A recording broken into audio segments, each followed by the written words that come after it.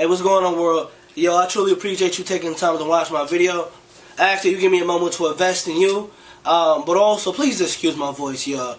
My allergies are going bonkers right now, so I'm going to sound a little bit different. But don't let my voice digress you or push you away from the topic of tonight. And the topic is, what is your corner like? What is your cut man looking like? So you might not understand what that is, but in boxing, it's not just a fighter who goes in the ring and fights for the 3 minutes, but in between his rounds, he has a corner, and the corner prepares him and repairs him to go back in and battle. That includes encouragement.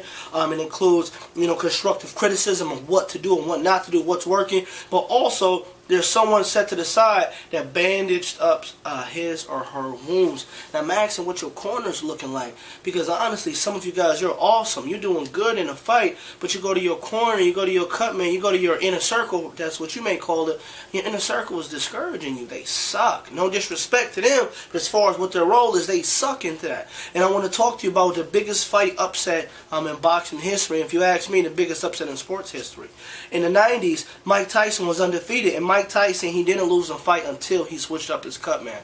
You hear what I'm saying? He didn't lose a fight until his cut man was switched. And it was switched because his trainer died. God bless his soul. But Mike Tyson wanted to go on to fight James Buster Douglas, and they didn't expect for the fight to go past round 3. So they didn't even make Tyson train how he was supposed to.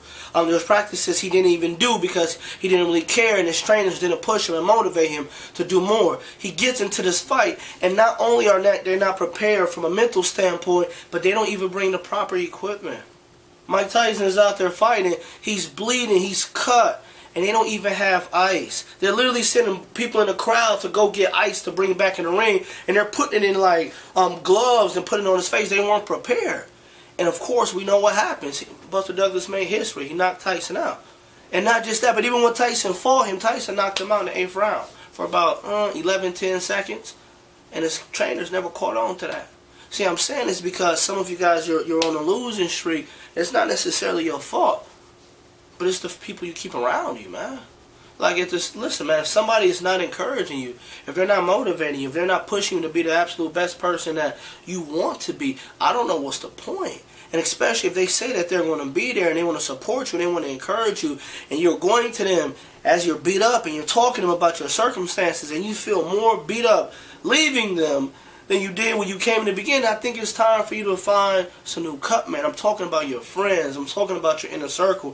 If people are not trying to encourage you, if people are not trying to propel you and push you to be your absolute best, I don't know what you're hanging with them for. And a lot of times we say, well, they'll take it personal. Well, it should be personal, because I take losing personal. I take not being able to feed my family personal. Maybe you should take some of these things more personal. Maybe you should take people not encouraging personal, and then you'll switch up your circle. But I'm telling you, y'all, listen, there's some fights you're not going to win in this life if you do not have a great supporting cast. And if your supporting cast is not supporting you, then I think you need to reevaluate your circle. Watch your cut mans this week and choose wisely. Hey, God be with you in all that you do.